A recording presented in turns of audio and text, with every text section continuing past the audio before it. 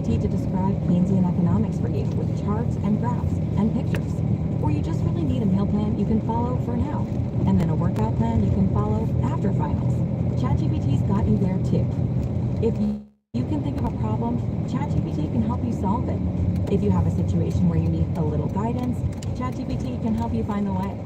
And from now through May, ChatGPT Plus is free for college students. That means you have no limits on how many amazing ways you can ask ChatGPT to help you. ChatGPT Plus, free for college students through May. Restrictions apply.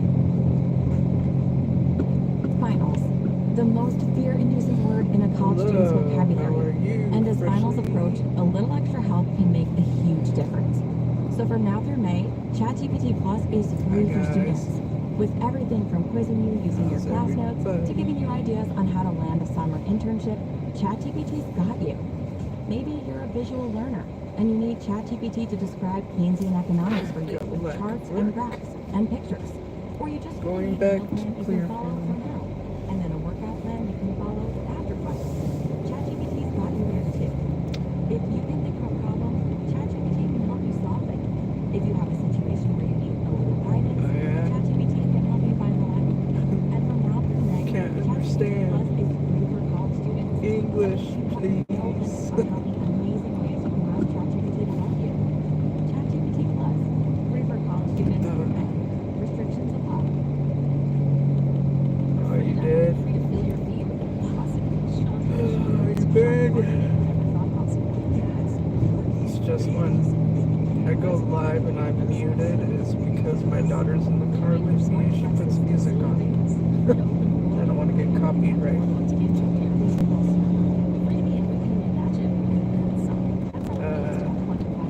Don't know what you're saying.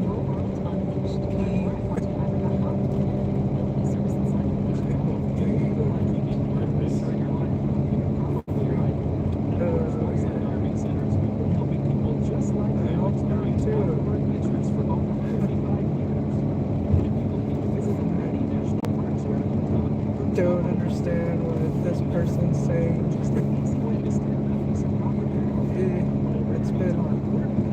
weird. Stressful. I need to change that. Took lack of work.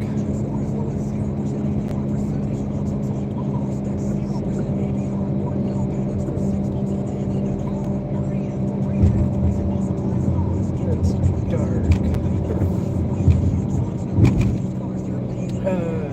Yeah, I don't understand what you're saying.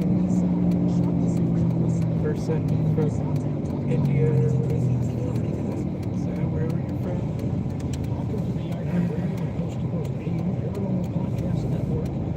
No, I'm just leaving work because it's slow and they asked if I wanted to go home and I said yes. I usually say no, but I said yes tonight because my feet hurt from taking a hike in Memorial Day.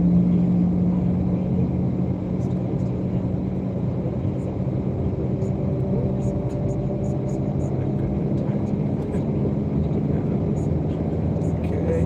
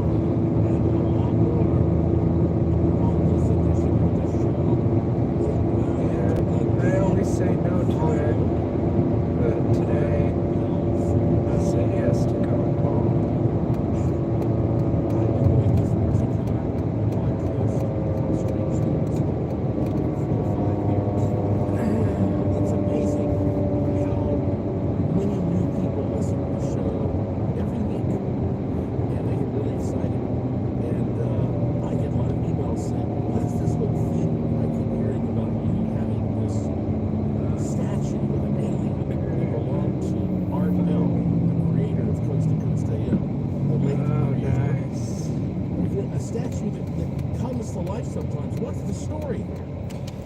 That Well, sounds let me tell you what. delicious. I just took a trip, and when Lauren and I got back a few days ago, Art Bell's alien statue had moved again for the first time in many, many years. So I'm going to talk about other stuff in this podcast, but I've decided that Give me I want to one do kind of a definitive. sec.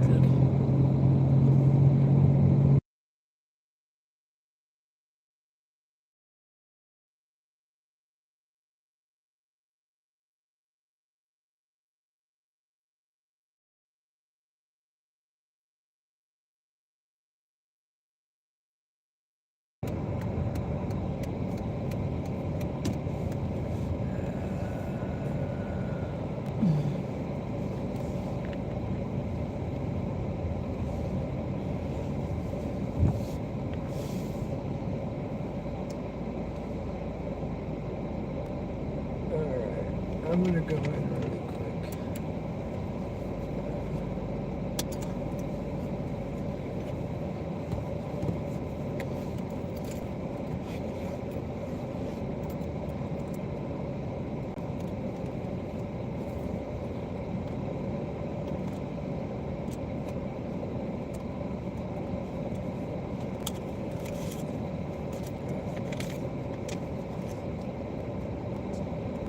Pockets.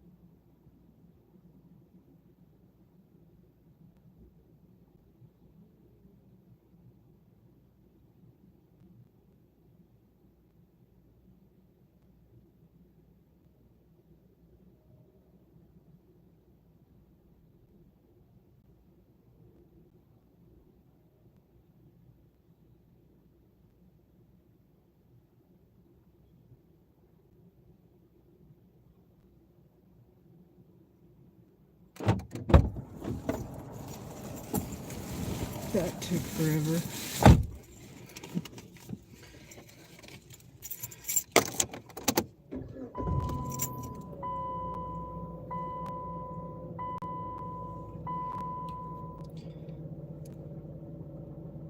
Of the story of Art Bell's alien statue and how I attained it, and just how unusual this thing is, leading up to the fact that once again it appears that this statue has moved.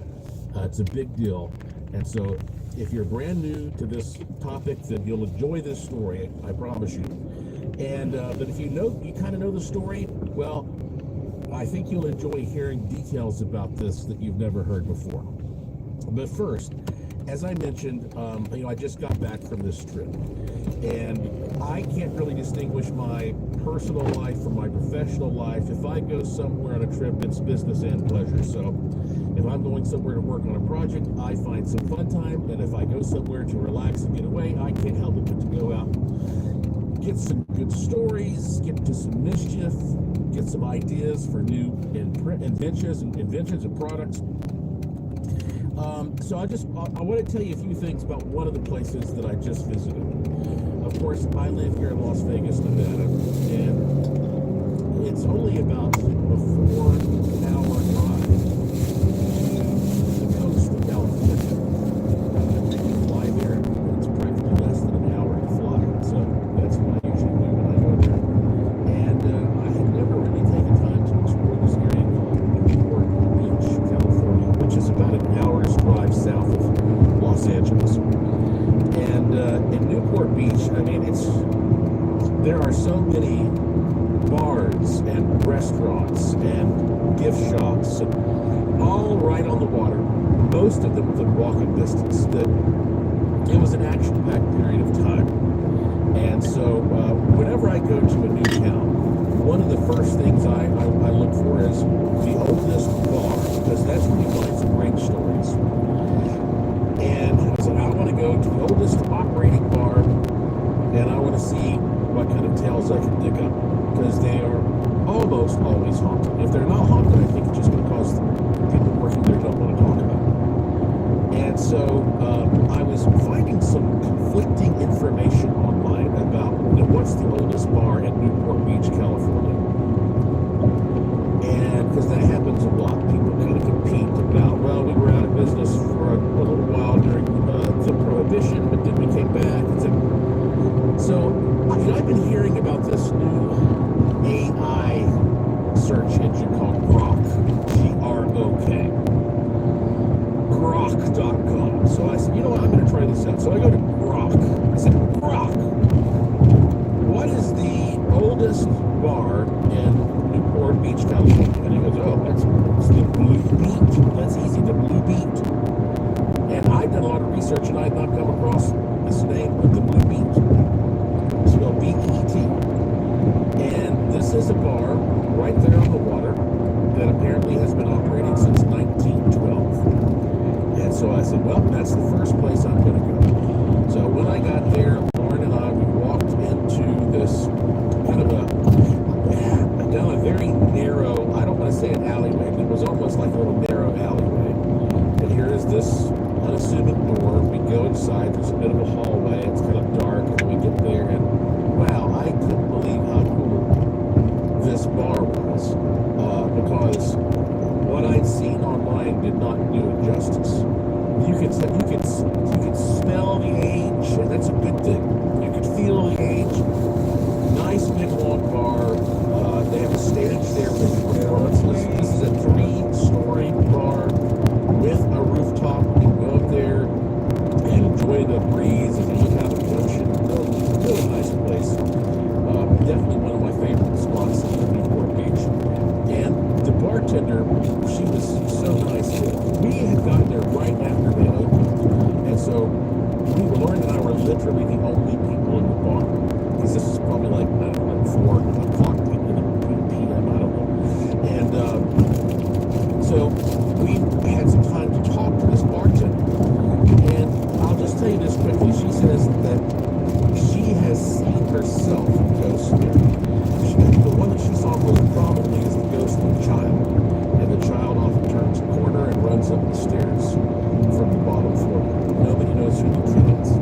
also an old man that owns the place. Nobody is sure who he is. They think it might be one of the past owners. There was a guy named Sid who owned the place for a long time. Apparently not a very nice guy. He was very attached to the property. And so some people think that he refuses to leave because he just wants to maintain control. Back in the day, there was a lady of the night named Dolly. We know how those stories go. We used to hang out there. People see a woman they think might be. There's just a lot of. I didn't bring any ghost hunting equipment with me, but the bar said that just recently there had been a customer, a regular, who. I guess he likes to eat salad, has his own salad dressing that he brings. I think that's what she said. And that he had sat down at this table with this salad dressing. And as he's about to eat, she was standing right there, looking over there, talking to him. And this entire, relatively heavy jar of salad dressing just launched off of the table and burst all over the floor. Poltergeist type activity. But so if you're ever in that area, go to of course the Blue Beak. But now I must tell you, I kept hearing about this bar that everybody said had the most heavenly burgers ever, called Cassidy's, and they were right. The burger at this bar called Cassidy's was so amazing. And Cassidy's is a dive bar, and I love dive bars. And but you see, I love the burger there so much that on my last day, I was tempted to get one of those like metallic food bags that said loaded up with burgers, and I'm going to take this with me on the plane. But I was like, I'm trying to lose weight, so that's not a good idea. But I will tell you this. Lauren and I got so excited because we're big trivia buffs, and we walked all the way back to the very back corner of the bar. The bar's kind of an L shape. In the corner is this game that we had not seen. We used to see them a lot in bars, and I haven't seen one in years. I think it's called Double Quiz Entertainment. It's a computer screen, and you can pop $1 in there, and you can pick a certain segment or category of trivia, and then you have to be accurate and very fast to try to place, and at the end it gives you your score compared to everybody else who's ever tried this machine. So we go in there and we see that the number one score holder is this guy named Oscar Mayer, and didn't even spell his name the right way. He spelled it M-Y-E-R. Anyway, he had 600, and you're going down. And so Lauren says, I'm going to be the one to do it. So she and I sit there and start competing, popping in dollar bills. We were there for hours. It's so hard to place number one on these things. And I was like, Oscar, I'm not leaving until I am the number one on this machine. Well, it took us 2 days of playing in this place. Sometimes you just need a man from the Blue Ridge Mountains to get it done right. Yes, my dear listeners, I, the great and terrible Joshua P. Warren, was that man. I took down Oscar Mayer mercilessly, but when we come back, I want to tell you what happened right after that at this bar. This guy came up to me and did something that was very surprising. I got a few other weird stories to share with you, but then we're going to get into the Art Bell thing. So much to talk about. And you know what? By the time you hear this, I may have a brand new product posted in the Curiosity Shop on my website, joshuapwarren.com. I'm not certain. Again, it depends on the timing here and when you hear this show, but go to joshuapwarren.com, click the link to the Curiosity Shop, and just see if there's something there you've never seen before, because I have made one little batch of these by request, and it's so cool. Also, while you're there, please sign up for my free and spam-free e-newsletter on the homepage. It takes you 2 seconds, and you'll be happy you did. I'm Joshua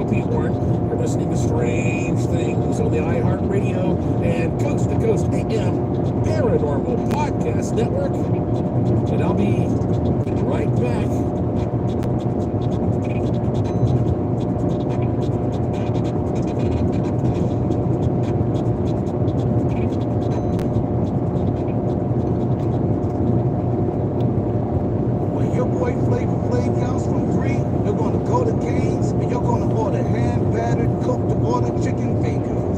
3, 2, 1. Raise and Gaines. One love. Time and time again, detection-based cybersecurity solutions have failed to stop ransomware. It's time to rethink your posture. ThreatLocker offers a zero-trust approach to endpoint protection that stops ransomware before it strikes. ThreatLocker delivers a deny-by-default strategy where you choose what to run and block everything else. The result? No stress about the latest malware, because with ThreatLocker, you block it by default. Take charge of your cybersecurity and gain control over your environment. Visit ThreatLocker.com today and stay one step ahead of cyber threats. Experience better business banking. Get Mountain America Credit Union's professional guidance and services. See why Mountain America is #1 at macu.com/business. Loans on approved credit. Membership required based on eligibility. Looking for a smarter way to finance your next car? With Granite Credit Union's Vanishing Rate Auto Loan, your interest rate actually goes down the longer you make on-time payments. That's right, pay on time and your rate vanishes year after year. It's a great way to save money while driving the car you love. But don't wait, apply today and watch your rate vanish. Granite Credit Union, always there, so you can make life happen. Unapproved credit, membership eligibility required, federally insured by the NCUA. Terms and conditions apply. Visit granite.org for details or stop by today.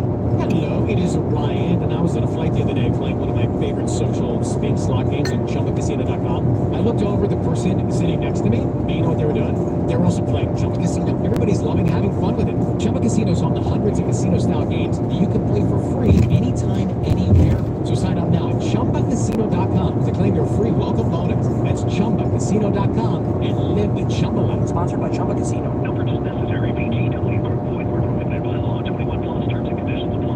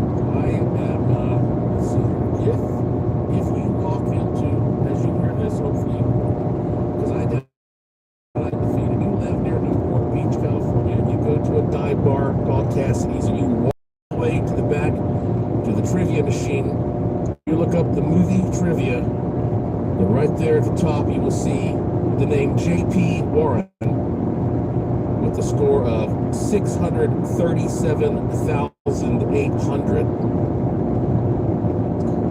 And I must say, however, kudos to Lauren. She continued playing, and I believe that she took up all of the other spaces for 2, 3, 4, 5, 6, 7, 8, 9, and 10.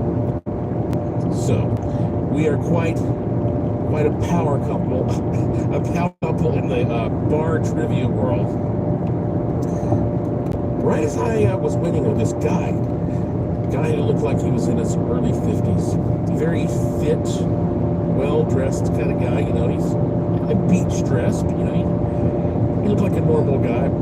He came up to us, obviously intoxicated, didn't know us from Adam, put his arms around us like, hey, you guys are great. I love you guys. You know, typical drunk guy talking in a bar, right? No big deal. Tapping in bars in California. And that's even coming from a guy who lives in Las Vegas. In fact, I was telling Lauren one of my favorite stories back in, I guess this was the late 1970s, at a bar in California, not too far from San Francisco. There was a guy named Gary Dahl, D-A-H-L. Yeah, this was like the mid-70s. He was sitting at a bar with some of his friends, and his friends were complaining about their pets. One had a dog, was saying, "Oh man, it's such a pain to have a dog." The other says, "Yeah, well, listen to how it's like to have a cat, you know." So Gary says, "What do you want your pet to do? Just sit there and do nothing like a rock, you know?" And then the light bulb goes off, and he comes up with this idea for this novelty item called the Pet Rock. You've heard me talk about it before. And I own one, of course. I'm that stupid. Welcome And back. he ended up like getting some supply of these very smooth rocks from this one area of Mexico. Put them in a little box with a handbook. Sold them at, I believe, $4 a piece. And in 6 months, he made $15 million. One of the greatest marketing achievements like of all time. And that came out of a conversation that I met Gary Dahl just too long ago, I think, years ago. Stuff in that area. There's, in fact, right down the road from that bar, their website is Scattering of. I think you can imagine what that means. You guys out there in the Pacific Ocean, and I was trying to figure out, how much does this cost? And on their website, they didn't come right and say, it's like, contact us and we'll talk about it kind of thing. So I go, Hey, Grok, how much does it cost to have them put your ashes out there, in the ocean like that? And Grok said, well, it depends. That if you just pay a few $100s to some of these services, then they'll, you just hand the ashes over to some captain and he'll go and do it, tell you about it. You don't get to see it. He'll go get rid of the ashes somehow or another. And then he'll come back and give you the GPS coordinates. So, but then, of course, if you want to go to hey, let's get some people here, now you're talking thousands of dollars potentially to put together a whole party on the yacht and go do that. So, I don't know. That might be a fun thing to do when I'm dead. I wish I could be there for it, though. It'd be fun for you guys. All right. Enough of the story about my recent trip. I could go on and on, but I'll tell you little stories. I'll sprinkle them over upcoming shows. Here's what I really wanted to get into, because, of course, I did buy some new interesting things on my recent trip. Episode of this show, episode 183, called Dead Aliens. You won't believe what Joshua received. Well, I was sent a sword that was supposedly used by a man to kill over a dozen aliens. And I am still in the process of confirming the DNA testing of the stains on the blade of the sword. So I will keep you updated on that. I get sent all kinds of amazing things. I'm kind of like Batman. I have a bat cave. Just a whole bat cave full of underwear from fans. Some are gigantic. So, and if you want me to return the favor, I'll send you some of my underwear. But I will have to invoice you for that. Maybe about, I guess, I was going to say $1,000, but I'll do a special this week for $500. Anyway, look, of all the things that I have, possibly the coolest thing that I have is Carville, which is Art Bell's alien statue. And I just want to tell you that I think I got him 14 years ago, and I haven't seen him move in 14 years, but he just moved. Let me tell you the story. The real detailed story of Art Bell's alien statue. Because 5 years ago, I sat down and I wrote up this entire provenance with all of the facts. And I put together a website called artbellalien.com. artbellalien.com. And I just want to you've probably seen this site. It's got all kinds of pictures and video clips, audio clips. So go there and look at the site, read the site. But let me just go down the page and tell you the story, okay? The amazing story of Art Bell's alien statue, rumored to sometimes come to life at night. This is the only artifact owned by America's top-rated daytime talk radio host, Rush Limbaugh, and America's top-rated nighttime radio host, Coast to Coast AM creator Art Bell. Both of them are in the National Radio Hall of Fame. This is a one-of-a-kind piece of handcrafted art. It's unique. It's made of wood. It's mahogany. This statue is approximately 5 feet tall and weighs 72 pounds. Here's the story. In 1998, there was a resurgence of cigar popularity, and this kept a man named Darren Hussey, a professional woodcarver in Newark, Delaware, busy. Now, he created traditional cigar store Native American statues, and the orders coming in were extraordinary. So as he worked in his studio, he usually listened to Rush Limbaugh's afternoon talk radio show. Darren always had a sense of humor and an interest in aliens, and so he made a few for fun.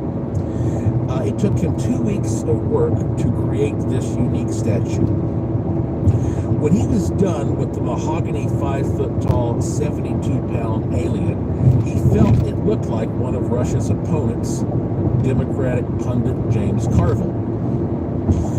Shortly thereafter, Darren was delivering some of his art to various shops in New York, and he happened to go to a store and saw that the new Weekly World News tabloid cover featured a picture of Rush Limbaugh meeting with space aliens. So Darren got an idea.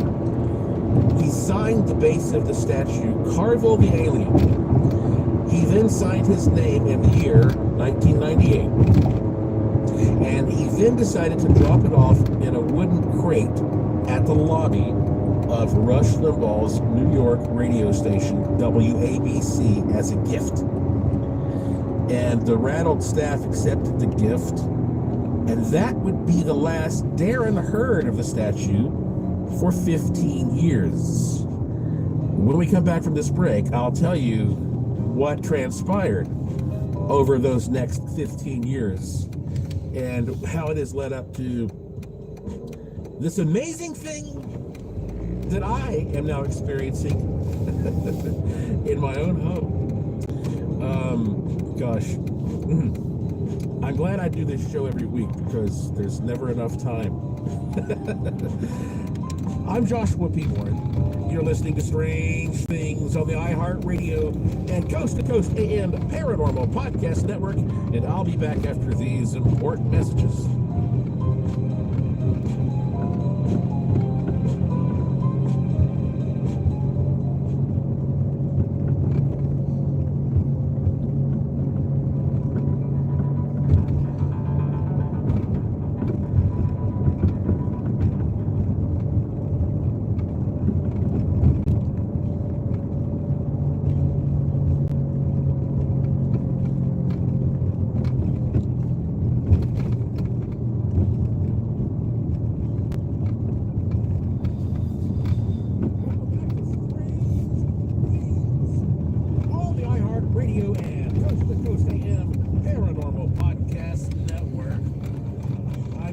Joshua P. Warren, and this is the show where the unusual becomes usual.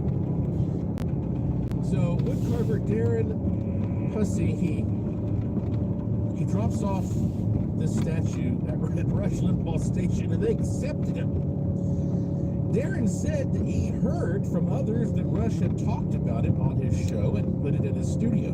By the way, I've never found the audio of Rush Limbaugh saying that, so if you can find it, I'll give you a reward. Because Rush did a lot of talking in his life.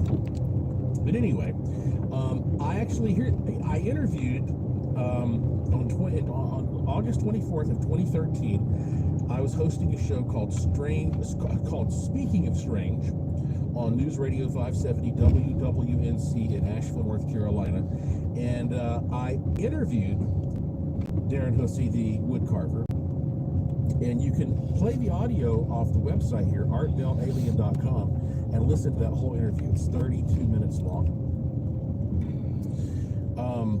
Darren Hussey, by the way, his website is bigbronze.com. Bigbronze.com. I'm assuming he's still happily making some amazing sculptures there in Newark, Delaware.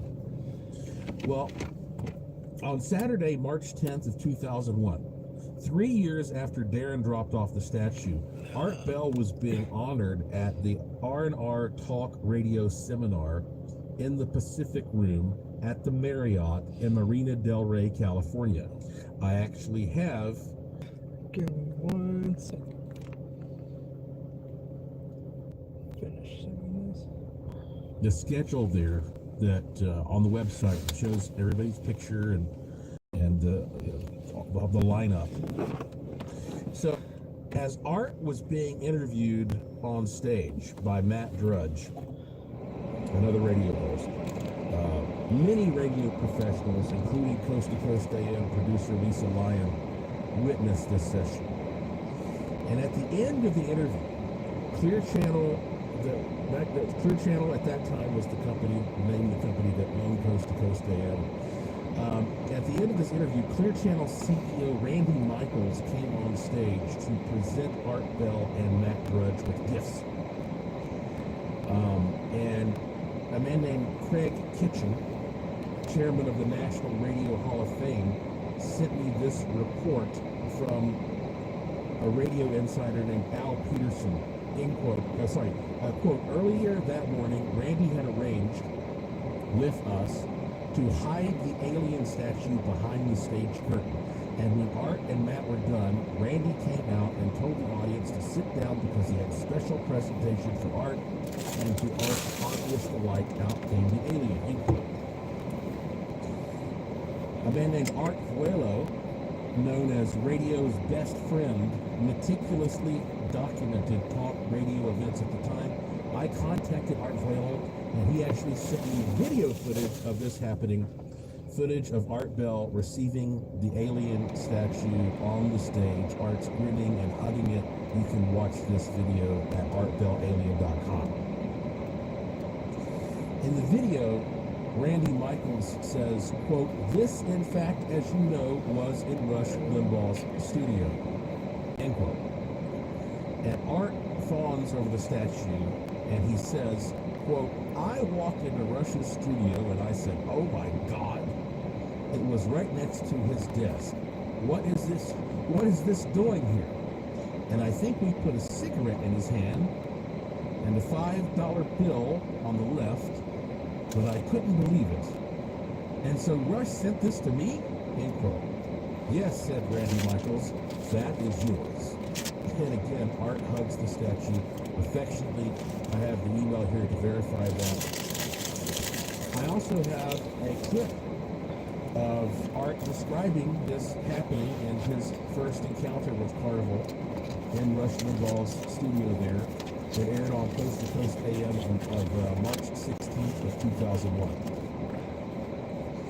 And Carnival the Alien was a beloved fixture in Art's studio in his house there for 10 years until 2011. I have a picture there. It's a screenshot from Art's studio webcam showing Art sitting there next to Carnival the Alien. Over the years, Art continued to sort of love on his resident alien, dressing Carnival with Mardi Gras beads and other special ornaments. Okay, fast forward. In 2001, Joshua Warren, was in California to shoot an episode of Ghost Adventures for the Travel Channel. It was season 5, episode 4, called Winchester Mystery House.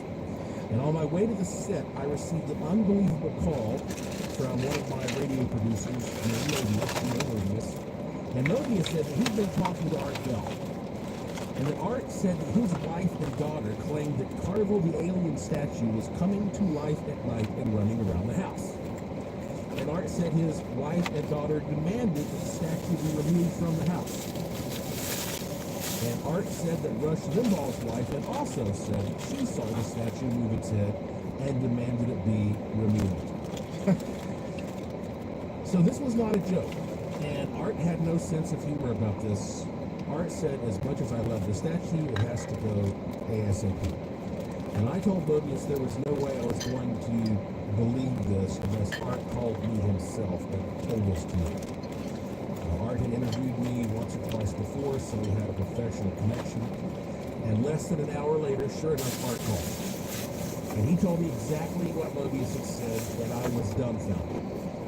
And Art said I needed to come to his house in Pahrump, Nevada to retrieve the alien. Now, traveling to meet Art, one of my heroes in person, was an amazing opportunity, but he insisted that I be there in just a few days, and that was impossible for me since I was in the middle of a TV shoot. I had to complete this Ghost Adventure shoot, and then I had to fly directly from California to Michigan to speak at a big conference, and these were obligations that I had to keep. So one of my biggest regrets in life is that I was unable to personally visit Art and pick up Carvel. The timing was so horrible, it was not meant to be, but I knew I had to get this statue. So I contacted a good friend, a producer, director, and Art Bell fan in Los Angeles named Jim Castle. And I asked Jim if he would drive to Pahrump to pick up the statue and ship it to me in Asheville, North Carolina, where I could put Carvel on display in my Asheville Mystery Museum.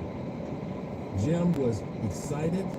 He had worked on the X-Files TV show, and Jim and his friend drove to Pahrump, and Art warmly welcomed them into his home. Art was so gracious, he gave them a tour of his property, spent hours discussing all things unexplained.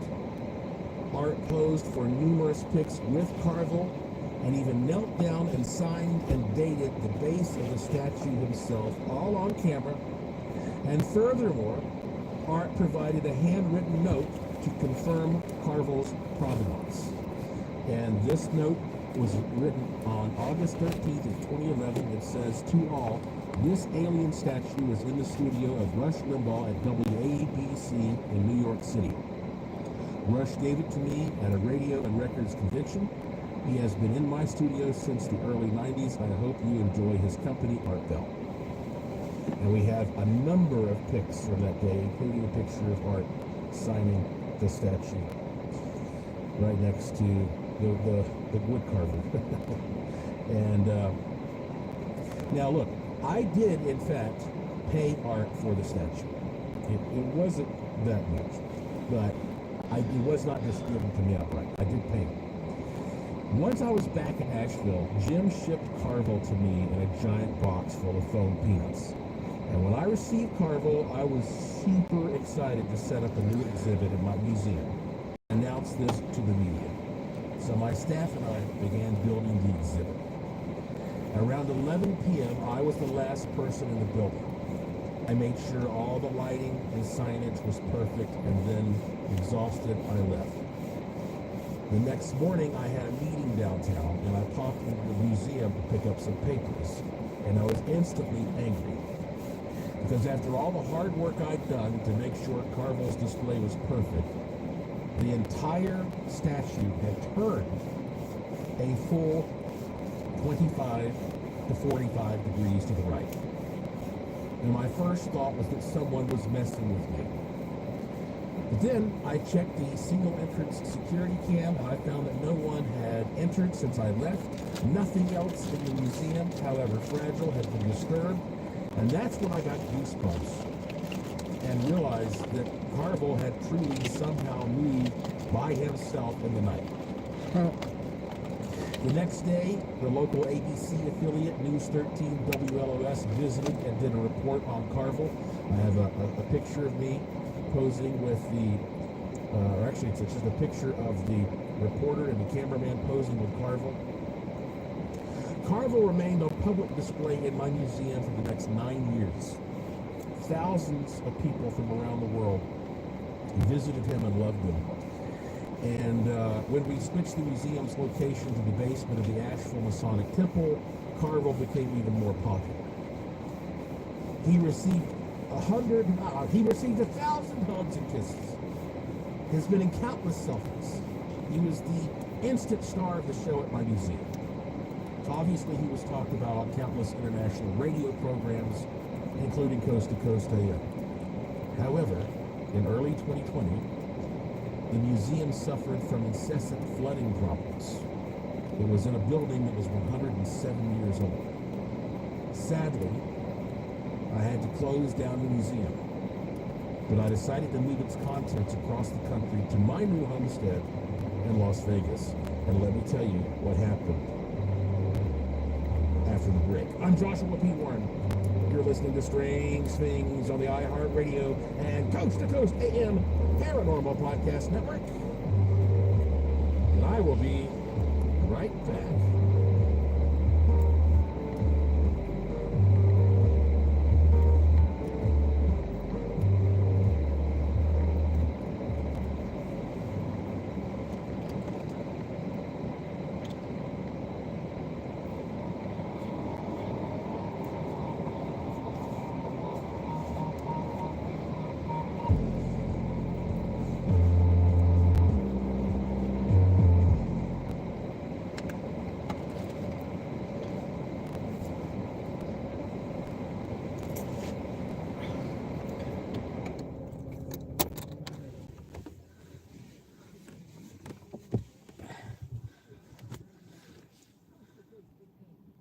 Bye-bye.